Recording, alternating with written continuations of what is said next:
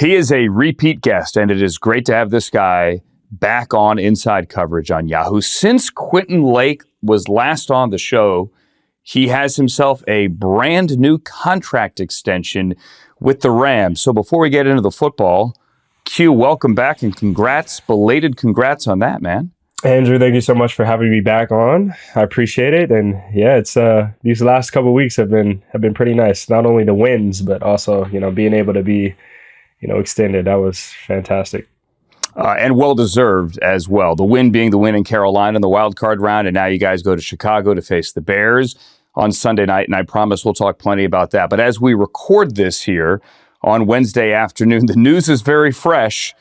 Mike Tomlin steps down after 19 years in Pittsburgh. Yeah. For those who do not know, you are kind of Steelers royalty here. Family royalty. Your dad, your old man, Carnell, a Steelers legend. On the field, he coached with Mike Tomlin for 7 or 8 years as the DB coach with the Steelers. You were born there. I mean, the Steelers are your first football family. What did you think when you heard the news today? To be honest, at first I was a little surprised just because, you never really see a departure like that, especially with a coach that's been there for so long, he hasn't had a losing season ever since he's been there, which is, that's unheard of. But at the same time, I realized it and I was like, he's leaving on his own terms. And for a coach like that, he can enjoy a nice, very long vacation because, he deserves it. A guy that's been through so many seasons, have coached so many fantastic players, has been a part of such an amazing city, a city that I was born in, have been around as well. Pittsburgh's an awesome place. Their fan base is amazing as well, too. I know that firsthand from seeing my dad, hearing the stories of my dad playing there, but also when he coached, when we would go over there for some of the games during the regular season, and even into the postseason as well. Like, that is a fan base in a city that is truly, truly, truly amazing. And for him to departure from that, it was like, man, it's a nice way to go, but it's sad at the same time. But I'm happy for him. He's done an amazing job, and I know that fan base, respects him for it. So, yeah, it was really cool. And I just saw my dad interview on that as well. So I'll talk to him about that a little bit later. Your dad was on NFL Network, obviously, giving his 2 cents. He said he was a bit surprised as well, but Mike can do whatever the heck he wants. Like you said, he deserves a bit of a vacation. Yeah. Can I follow up on that fan base real quick? Because, listen, Mike took them to the playoffs every year. Mm-hmm. We also know that the last 7 years, when they go to the playoffs, they lose, and they lose badly. Yeah. This stat blew me away watching the game Monday night. In those 7 consecutive playoff losses, they were down by 21 points at one point in all 7 of those losses. Wow. How much do you think? I don't want to say they're unreasonable expectations, but the fan base expects so much more.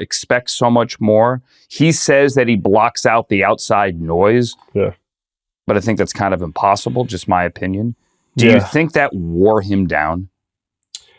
I don't think it necessarily wore him down. I just think, when you have a city in a place like Pittsburgh that has had success, whether it was in the early 2010s, or even, when my dad was playing too, like you talk about the steel curtain, you talk about the times and, I think, what was it, the 70s, when they were just rolling, right?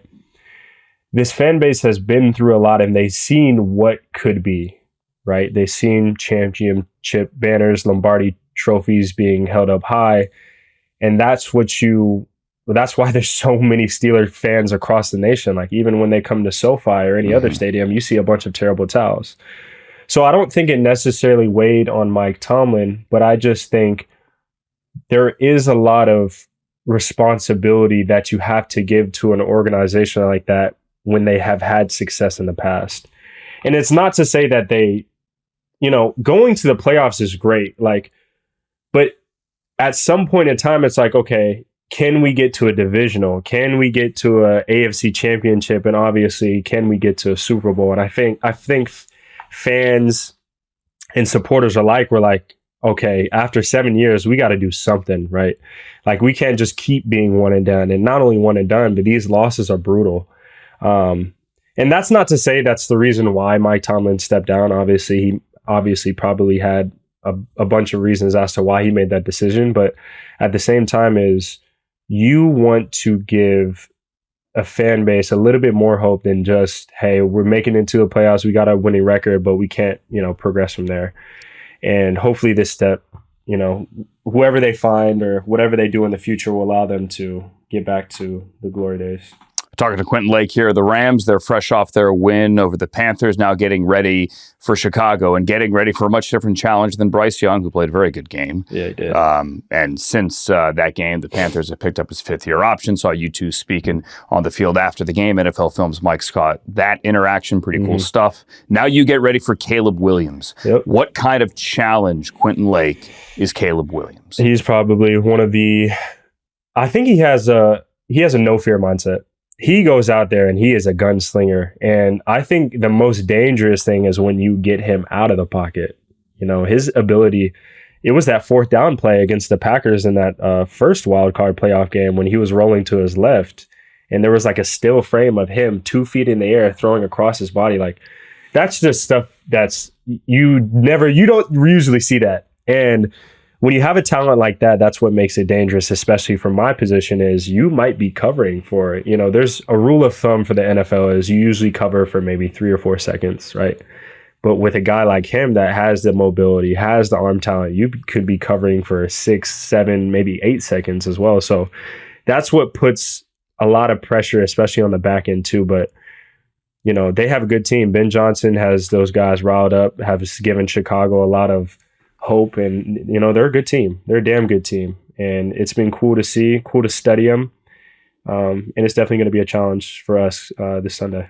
All right, let's go back to that throw, because that throw was one of, I said it on the show on Monday, it was one of the best. Considering the circumstances, it was one of the greatest throws I've ever seen. Yeah. It was a throw that made me jump up off my couch, and by myself, I'm watching that fourth quarter by myself at home, just scream, holy, what?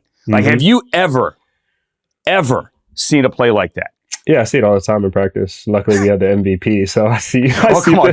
Dude, Matthew Stafford is not levitating in midair and making that throw, is he? Probably not at 37. Okay. Maybe back in the day, but that Caleb's throw was amazing. It was incredible in terms of what he did with his body, but in terms of just seeing in crazy throws on a consistent basis on a day-to-day, I see it all the time with Stafford. So I luckily haven't played against him, so I haven't been on the tail end of that, only in practice where it's not, the stakes aren't as high. But I would say in comparison to Caleb's throw, the one throw that I would say was like, whoa, would have to be Puka's catch against the Bills last year. I think we had America's Game of the Week when he toe tapped it. That throw was incredible. Yeah, that was sick. Yeah. And you never faced Caleb, obviously, when you're at UCLA. You guys missed each other by a year when he was at SC. Yeah. This week, though, of course, Stetson Bennett is Caleb Williams. How is that going? It's good. So we'll see this week. And Stetson's, he's done an awesome job replicating any quarterback that we needed in terms of scout team looks. But it's going to be a challenge for him. It is definitely going to be a challenge for us because of, just his arm talent, mobility, escapability, all that stuff. You mentioned Ben Johnson earlier, schematically. Yeah. Sean McVay was talking on Monday about how much he respects Ben and what he is doing. And I assume that you guys this week are not just going to look at Bears tape. You're going to look at Lions tape as well with Ben Johnson calling plays for your old friend Jared Goff and what he did there schematically. Yeah. So much of this stuff, especially for you as a DB, any play caller, it's his job to put you in conflict. But maybe Ben does it better than Sean, obviously, is part of this conversation as well, but as well as anyone out there. Like, look at the stuff with Loveland in the red zone last week, how they scheme him free. Schematically, as I finally get to the question, Quentin, what are you facing this week? Yeah, Ben has done an amazing job. Even when we played him, really for the last 2 years, the 3 times we played him, he's done a fantastic job of putting his skilled position players and his quarterback in positions to make plays, explosive plays at that too. And I think the biggest thing I saw was he never really tries to abandon the run game. And it's always, how can I, get this run game going so that I can open, boots and play action passes and explosive plays down the field, and get the ball to my playmakers when it matters the most. He's done a fantastic job. And I know it was the 2024 wild card, or last year, 2 years ago, 2023 wild card, which was technically in 24. Mm-hmm. But, and then the time when we played him last year at the beginning of the season, he does a great job. They have really, really good skill position. They have Luther Burden, they have DJ Moore, they have Roma Dunze, they have Colston Loveland, who's come onto the scene. So, and then the two-headed monster at running back, you got DeAndre Swift and Kyle Monungai. These are guys that have really bought into what Ben Johnson wants to do, and they've been executing at a high level. So much respect to them. And I know it's going to be a challenge for us because, we, at this point in the season, this is what I like to kind of tell people is you have almost 18 games of tape of your opponent. So you can really, it comes down to who can execute at a fundamental level better. Technique, eyes, keys, all that stuff. The scheme is going to happen. They're going to try and scheme us up. But at the end of the day, if you play good technique and fundamentals, I think, and whoever plays and executes harder, that's really who's going to win the game. So, all right, Quinn, I hate to make weather a story, but I'm going to do it. I was there a couple of weeks ago. Bears, was Browns. it cold then? Yeah, it was -15, not during the game, but wind chill was -15 when I went to get coffee that morning. They say the wind chill for you guys Sunday night could be below 0. At one point, it could be snowing, likely single digits. Let me check my phone here as we record this.